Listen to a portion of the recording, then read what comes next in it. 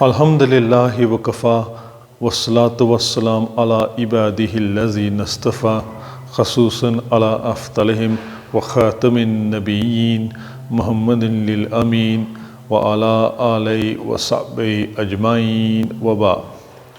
Fa'auzu billahi minash shaitanir rajim. Bismillahir rahmanir rahim. Wa nazzalna alaykal kitaba tibyanan likulli shay wa hudam wa rahmatan wa bushra lil muslimin. Sadaqallahu al-Mawla al-Azim.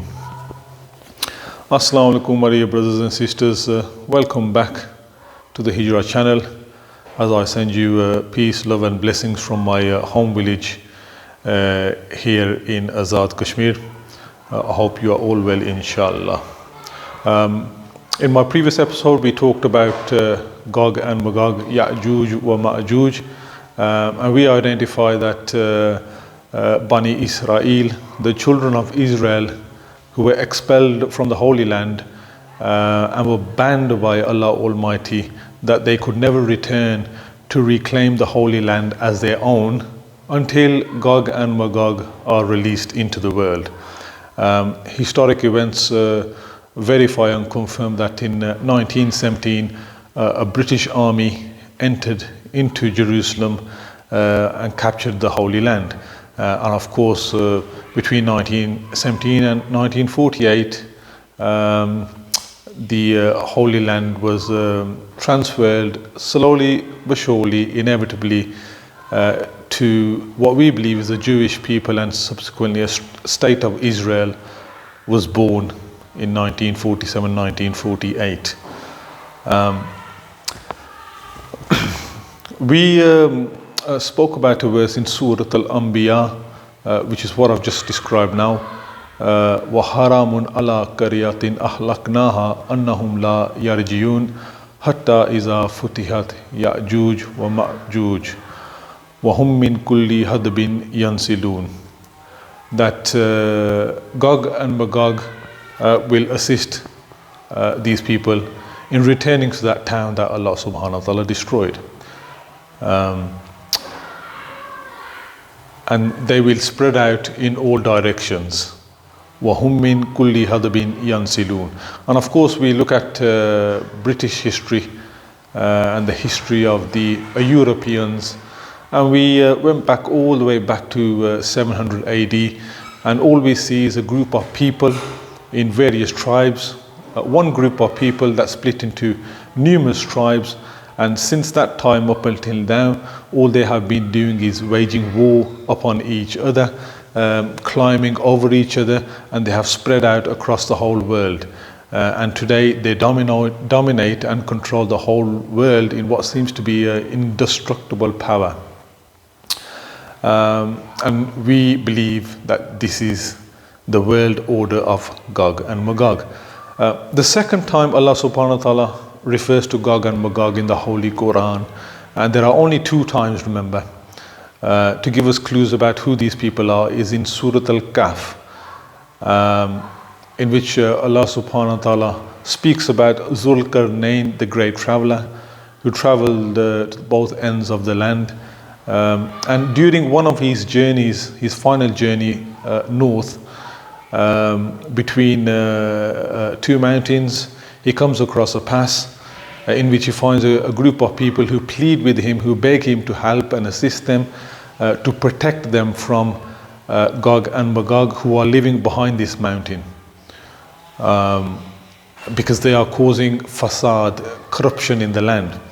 So that verse in Surah Al-Kahf, in which they say, "Qalu ya Zulqarnain inna Ya'juj wa Ma'juj mufsiduna fil ard," is an identifier mark as to how we will be able to identify if Gog and Magog are indeed amongst us today.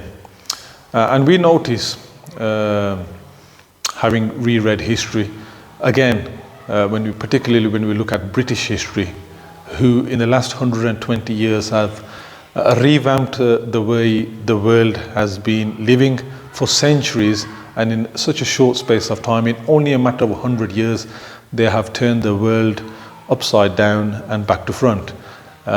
through corruption and deception. And everything that they come across and everything that they touch, they corrupt and destroy.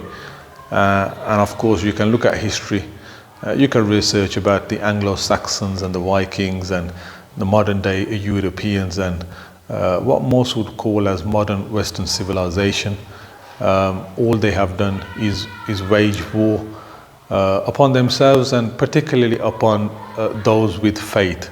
And faith, when I say faith, I don't mean just Muslims as in the community following Nabi Muhammad sallallahu alaihi wasallam. They have also waged war upon the Christianity way of life, Judaism, because let's not forget the people who are in control of the modern state of Israel today. They are not Jewish by descent, they are Zionist, and that is a big difference. And of course the people who live in Europe, in Britain, in United States of America, they are all Zionists. None of them follow Christianity and none of them follow Judaism. So we notice the corruption, and there's corruption everywhere. There is political corruption, there is corruption in the economy, there is corruption in monetary affairs, there's corruption in education, there's corruption in food, in genetically modified food, there's corruption in money, in which we now have paper money, there's corruption even in religion. And wherever you look, there is corruption, there is nothing natural left. And that is, put simply, the world order of Gog and Magog have corrupted everything in their path. And so in my previous episode, I showed you a 4-minute clip by a Hafiz about the oppression of the Palestinian people in the Holy Land. And there are some very, very poignant messages in that clip. If you haven't seen it, I urge you to look at that video again, because he is asking the question, who are these people? And that we should not sell ourselves cheap to the enemy of Allah Almighty.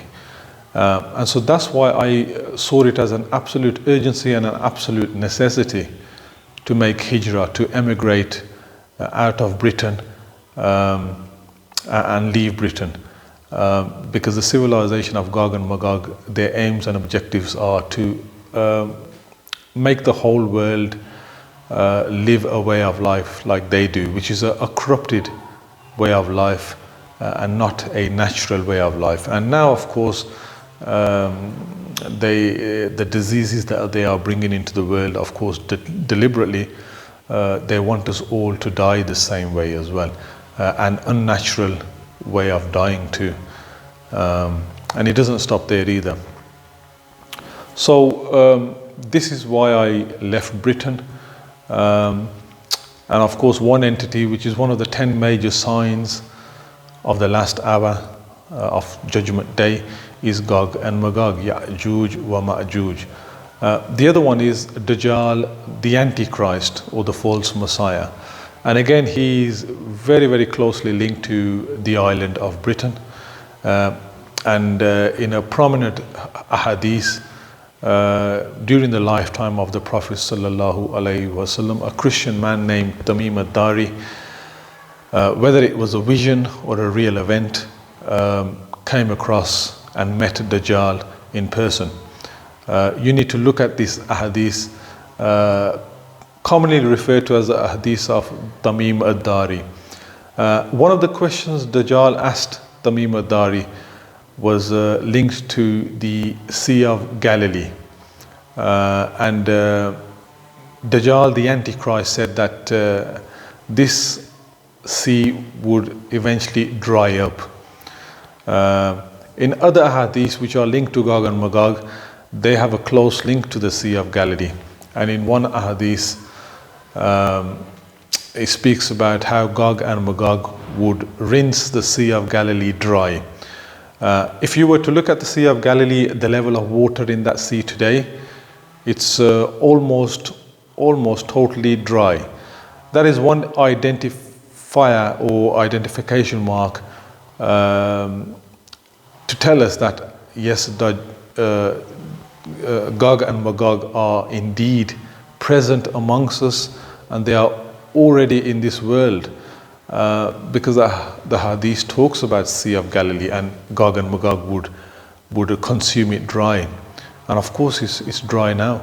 So it's an indisputable fact, and so we have to move away from the corrupted way of life, and we have to return to nature as soon as possible, because the Zionist masters and the world order of Gog and Magog, who caused World War I, World War II to take place, are now lusting for World War III.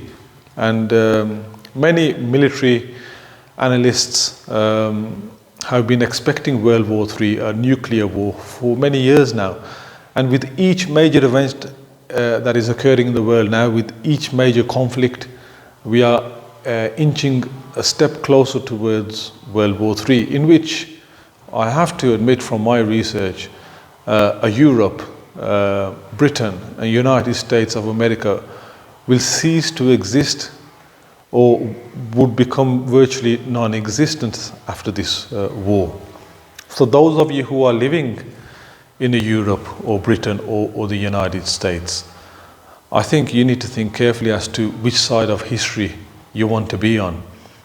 Because when Allah Almighty unleashes His punishment through this war, the punishment will be unleashed upon those living in those regions of the world. This is why hijrah, emigrating, is so vitally important at this current moment in time. Of course, I wanted to talk about the practicalities of making hijrah, but I have to go into a little bit of context as to what led me, what caused me to just leave my job. What would otherwise most people would say, Yasser, you had a fantastic job in the police, you know, you were a sergeant, you could have worked your way up your ranks, you were getting good money, you had a house, you were living in Britain, everything was absolutely beautiful, and you suddenly just left all that, and now you're in Pakistan. Not quite the same way of life. Doesn't make a difference, because we all know this world is a temporary abode. Everybody, whether those of faith or whether those who don't have faith, they have belief in death.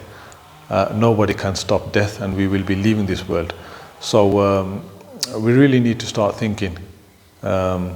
It's all well and good saying, you know, we care about our Palestinian brothers and sisters, but living in Britain is not good enough.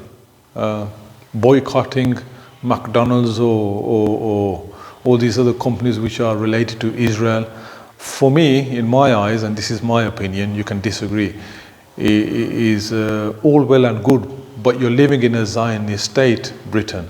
You're living in a country which, don't forget, in 1970 signed the Balfour Declaration, which I call the Balfour Deception, took control of the Holy Land. They deliberately caused World War I to come into being. You know, this was connected to the Holy Land.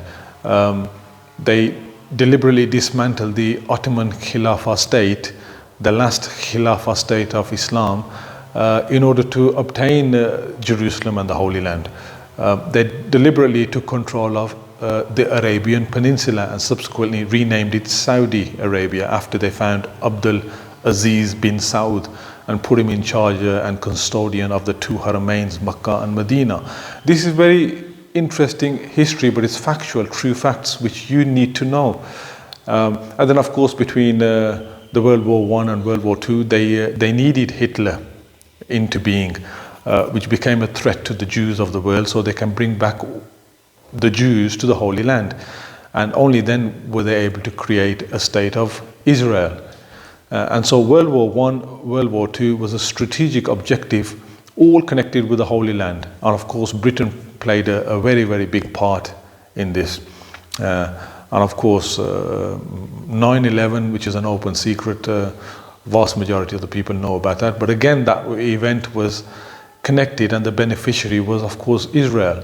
And so what is happening today in the Holy Land, in order to understand what is happening there, you have to go to the Holy Quran, because these are the sacred words of Allah Almighty, in which He explains everything for all times, for all peoples. And if we just neglect the Quran, then we will be walking around this earth blind, and that's the last thing we want. And if we are blind in this world, we will be blind in the hereafter, and that will be an absolute calamity if we were to leave this world blind. Thank you very much for listening. Until next time, Assalamu alaikum wa rahmatullahi wa barakatuh.